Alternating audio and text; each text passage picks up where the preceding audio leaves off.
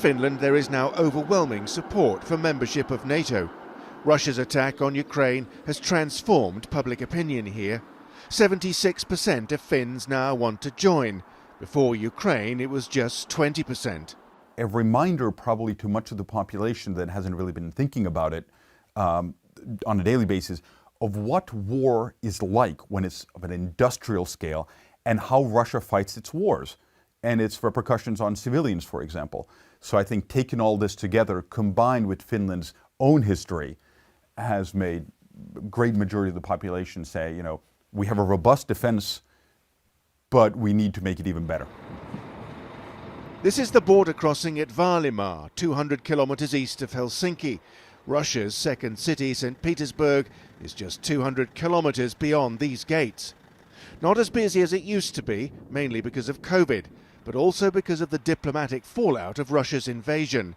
In better days, this was a busy crossing for tourism and business. It may never be so again. This is the border zone between Finland and Russia. That tree line is Russia. It's part of a 1,300-kilometre border that separates the two countries. Now, as and when Finland joins NATO, this would become the new front line between the Western military alliance and its increasingly hostile adversary, potentially transforming this place into a much tenser and more heavily militarized space. Military ties between Finland and NATO are already close, but NATO membership will mean military integration and probably permanent deployments of Allied forces on Finnish soil. That is something the Kremlin does not want.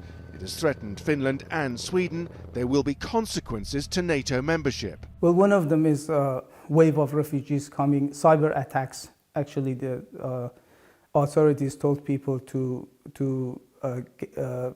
get some cash from the bank for this week or next week. If the banks are under denial of service of some sort of cyber attacks, you could have some cash at home. People take that threat seriously. Yeah.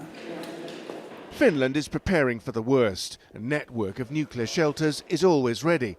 This one is in Helsinki, one of 60 buried deep in the city's bedrock. It doubles as a sports centre and a car park, but there's shelter here for 6,000 people, with independent power, water and air filtration. These steel doors can resist a nuclear blast and the fallout that would follow. Once Finland applies to join, it wants a fast-tracked application process for fear of Russian reaction. Like Sweden, it wants the security guarantees of membership as soon as possible. Ending decades of military neutrality is a big step for Finland, but Russia's attack on Ukraine is redrawing Europe's security map. In a few months' time, this country may well find itself manning the northern flank of a new Cold War. Simon McGregor-Wood, TRT World, on Finland's border with Russia.